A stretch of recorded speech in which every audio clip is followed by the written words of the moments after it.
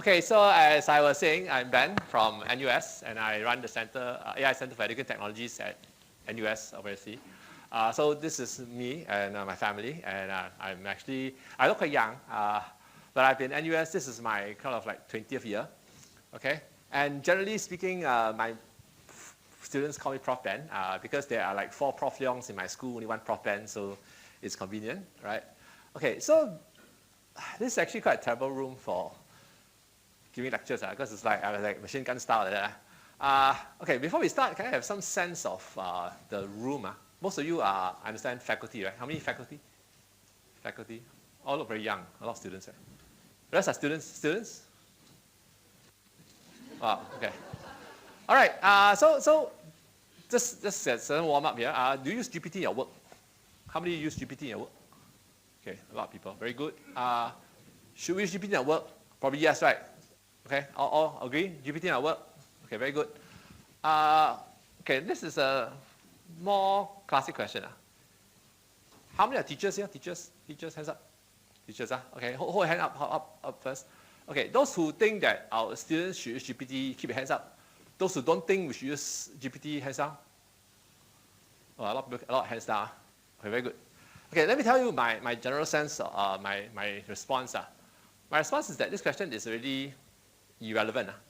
Okay, I don't know how it is NTU, but NUS side, I'm almost certain that 90% of our students are using GPT. The last 10%, 5% are so smart they don't need GPT. The other 5% don't care. Right? So my view is that this question is no longer a question. I think we, as teachers, we need to kind of live with reality that they're going to use GPT. And the question is, what is our response? Okay? And then I'm not sure if you've been following, but while early days there was a lot of euphoria about how GPT and AI tutors can help improve your teaching and learning, whatever. These days are not so good. This is February 2025, earlier this year. Okay, it's AI making us less intelligent. Then there's another one, June. Okay, it's GPT making us stupid, right? And then there's another one, June again. The MIT paper was kind of released to say that GPT has caused kind of damage to cognitive functions. All right. So this is the reality, which is that the students are going to be using GPT. And okay, how many of you think this is real? Those who are teaching and think it's real, hands up. Okay, can All right. Personally, I think it's real. Okay, if you are not, unless you're sleeping in your classroom, I am absolutely confident, even though I can't prove it yet, okay, that GPT in many cases is not making our students smarter. Okay, and let me show you what I'm seeing in the classroom. Okay. Now, so if you look at the continuum of skill, right? At one end is the noob, don't know anything, okay? The other side is the expert. What's likely the reality today and what we're seeing is that GPT and it's all the Gemini, all those things, they're all quite good. All right, and I suspect, I was talking to a colleague, right? I think the vast majority of our students and even Singaporeans at large do not write better than GPT. How many of you think that agree with me? Right? There is a vast majority of our students today do not write better than GPT. All right? And then even let's say software, let's say coding now, right? Our year ones, I would suspect that the vast majority do not write code better than GPT also. Okay? So the sad truth is that we are looking at this kind of a graph, right? Where there's this big bulk of people on the left side, okay? I think it's beyond doubt that the left side is bigger than the right side, correct? You all agree, right? All agree. I think teachers all agree. The real question is how big is that big, right? Okay, and that's something we're trying to find out. Okay, but this is unfortunately the reality that we may be confronted with, which is that there's because of this use of AI, right? The students are on the left side. Okay, what they do is use AI to do the homework, they cheat, whatever. Then the outcome seems like it's better. But are they really better or not? They're not, right? They just temporarily, AI has kind of masked their inability to do stuff, right? And I call this thing the AI cousin of death, okay? Which is that I think the problem confronting us as educators today is that this is likely to be the outcome that we'll see in the coming few years because of AI. And the question we have to ask ourselves is, how do we move our students from the wrong side of the curve to the right side of the curve? Okay, so let me just share you how I kind of talk to my students. Right? I tell them the following, which is that some things in life are better left undone by humans, right? For example, okay, I mean, how many of you drive? Many of you drive, right? How many of you remember this thing called street directory?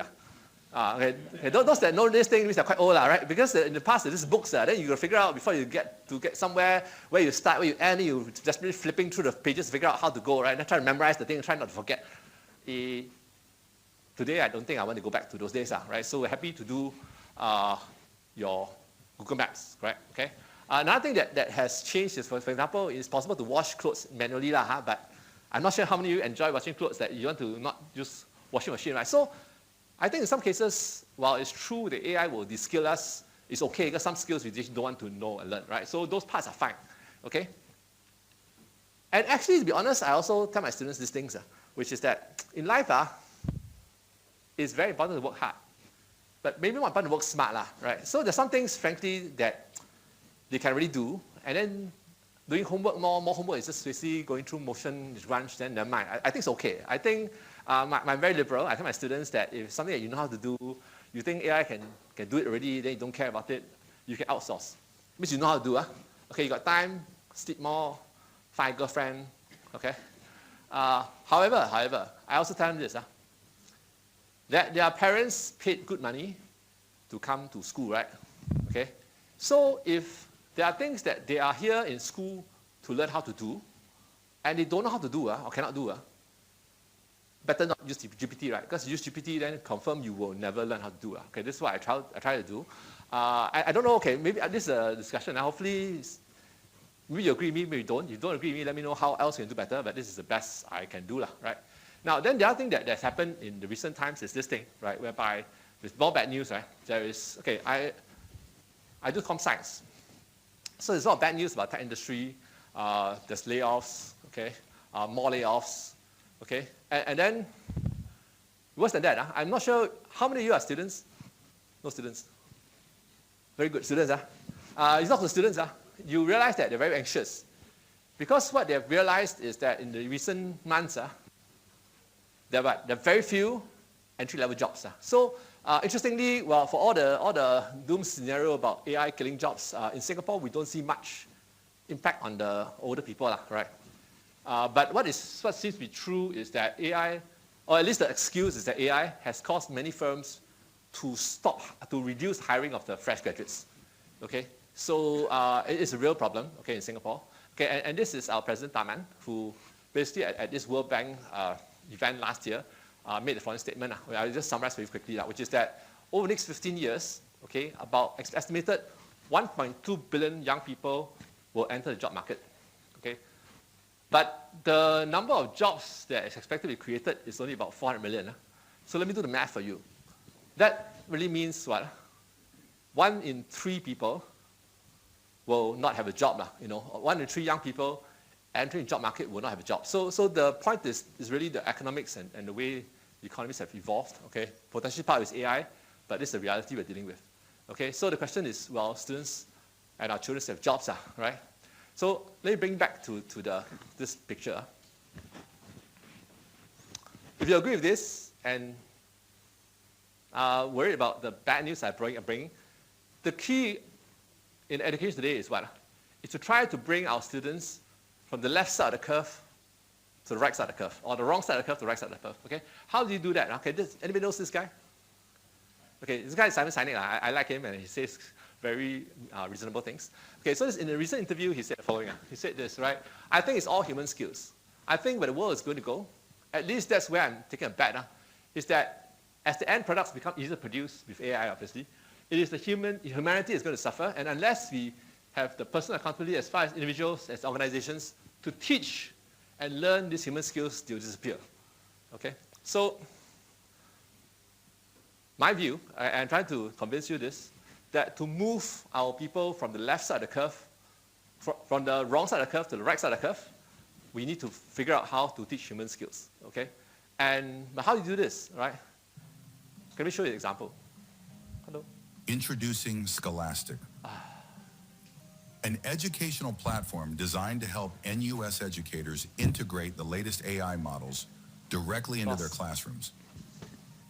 Built to provide teachers with full control over AI chatbots and their student interactions, Scholastic allows educators to apply AI in order to guide student learning. In May 2024, Assistant Professor Dr. Gerald Chung from the Department of Social Work came to AICET with a pedagogy challenge.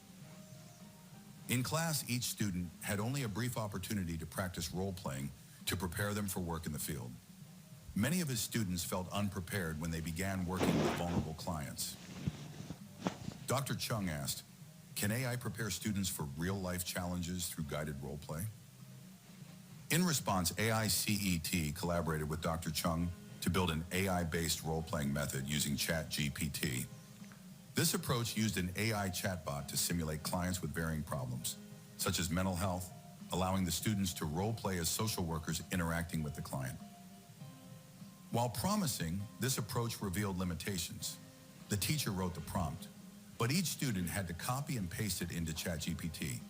This meant students knew beforehand how the chatbot would behave. This defeats the learning purpose of the role play in handling unexpected situations or responses.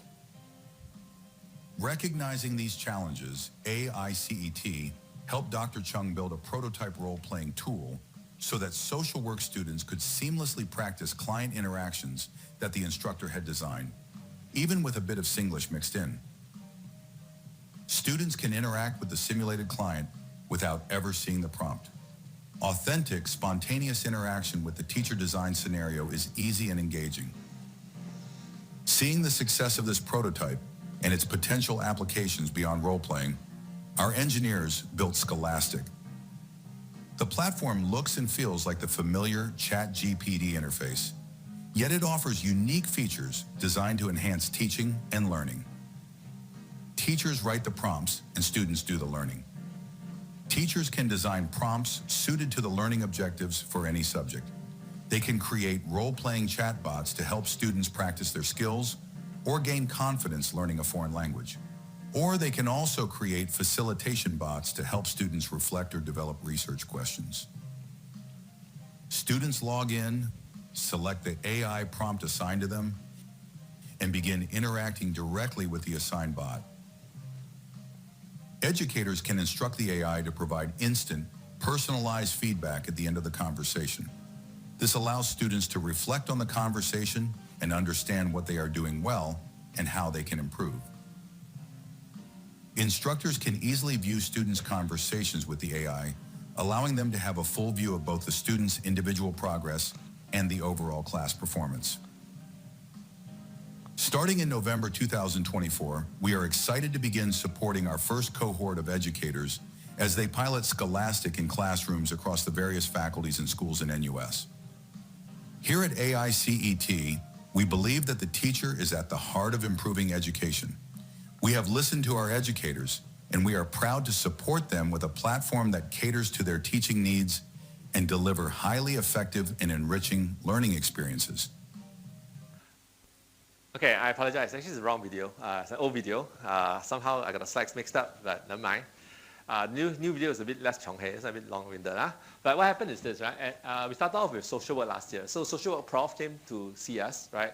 And what they do in social work is that the students need to learn how to interact with clients, right? So the client, you see the client, you must figure out whether it's a financial aid problem, whether it's domestic abuse. Okay, so in the past, what they used to do was that they hire an actor, okay, and then the actor comes in, there are 40 students, you pick a lucky student, the student will practice, right? The rest will just watch. Now with our AI chatbots, right, we can actually allow different students, every student to practice with his own bots and different bots. And then with our platform, the teacher can actually see the interactions and give feedback, right? Actually, even teacher doesn't give feedback, my AI itself can give feedback. Okay, then at the CTLT, which is our Center for Teaching and Learning, right, they also train TAs, and they're using, the team there is using these chatbots to train TAs in dealing with difficult students. Okay, nursing is another one. After the doctors cut you up, sew you up, you hand it off to the nurses. So nurses will take care of you, and actually, they need to talk to the patients to understand how to deal with the patients and how to address the concerns. So nursing also has a module called empathic communication. So we build bots of patients of different kinds of personality and temperaments, and the nurses need to practice interacting with them. Okay, this is really interesting. So law school is also working with us, right? So in law, the students have to go to trial, right? So in the past, what happens is that we give the case to 4 students, After that, they kind of role play. One person plays the judge, another plays the witness. The last one is the defense counsel, and then the one student will play as a practice called examining the witness. Okay, but this is not very good because they're all new students. They try their best, but may not be very good. But our new situation, we can actually have a student practice going to mock trial. Okay, and interestingly, my colleagues use the Iswaran trial. So you want to go and cross-examine with Iswaran, okay? You can, or not Iswaran, Ong Beng Sing, right? You can actually run a bot, right? So the point is that the bots can allow the students to practice, all right? And the last thing is that we are also working with MOE, okay? Interestingly, our schools actually have a problem, not with students, but dealing with parents. They call it this our parent engagement bot, but really, I call it the nasty parent bot. So basically, after collecting enough horror stories from the teachers, we can create these bots to let our teachers practice how to deal with difficult parents. So okay, I'm about to end. Sorry about the Chonghainess because it's the wrong video. The fact is this, after working on this problem so long, the reality is that building software is easy. The real problem is actually people problems. Okay, and on this note, right, we urgently need to figure out how to teach human skills, and so it turns out that AI can help us in this way. Okay, the good news, if we can succeed, we got to keep our jobs. Right, thank you very much. Who's next? Thank you so much. I think we maybe have time for questions. Yeah, 1 or 2 questions. Hello, yeah. Yes, sir. Student, right? Yeah, student, I also teach. Hi. Yeah, okay. I'm actually an SUSS student, but I also teach at a poly. So my question actually is coming more from the the teaching side, which is especially for our IT education stream, which is what I'm teaching. IT, okay. Yeah, the human skill in the curriculum is minimal. Low, right? Yeah. So maybe what would be the vision if you are talking about human skills for the IT sector students? Excellent question. Interestingly, okay, not trying to like brag or something. My students are doing quite well in terms of the tech skills, right? And if you saw the curve, right? Software is actually also a professional skill. So the truth is that the vast majority of your students will likely be on the left side. So your desperate job is to move to the right side. That one, the practical skills is actually not, you can't escape also. So our students in CS, we actually whack them on the coding skills. You don't know what's lead code, right? Our students are super well trained in lead code, so they are very successful in terms of getting jobs. But we realized that, frankly, today's software industry, it's no longer the days of Bill Gates and Steve Jobs. You don't hide in a garage and write software by yourself. Software engineering today is more like a team sport. So actually, this semester at NUS, I'm actually teaching leadership, interestingly. I'm not actually teaching programming, I'm teaching leadership. So I think the question now is that it's not about one or the other. I think if you're teaching at a technical school, first you must go and get your technical stuff right. And then after that, you get it right, free time then you do the human skills. This is unfortunately my view. You can't, software engineering is actually a hard skill. So you can't fluff your way through. So I don't think it's a shortcut. So human skills are necessary, but I'm not saying it's a shortcut. Okay, anybody else? I think I'm out of time. Yeah? No other questions? A quick one, perhaps. Yes. Do you have any results to share yet? Results to share in what sense? Yeah, on the impact of these. Okay, good question. Okay, to be fair, this is quite new. We only started working with the social work prof last year in June. Now it's one plus a little bit. In fact, we have a grant proposal going up to basically get money to study this. So the answer is soon to have, because we also want to know whether this needs new approach. Fundamentally, okay, wrong. It's not a new approach. It's a different way to execute an old approach. In the past, they hired actors. Okay, so the point is, yes, we are trying to assess, but that's it. I think sometimes in life, not everything is about publishing papers. Okay, it is quite clear, at least to the instructors, that this system definitely has some benefits because it will provide the students with additional practice. So my sense is that even though I can't prove it, not everything needs to be proven. I think it's quite clear that in many of these instances, the instructors are convinced that we are really making a difference. Right. Thank you so much.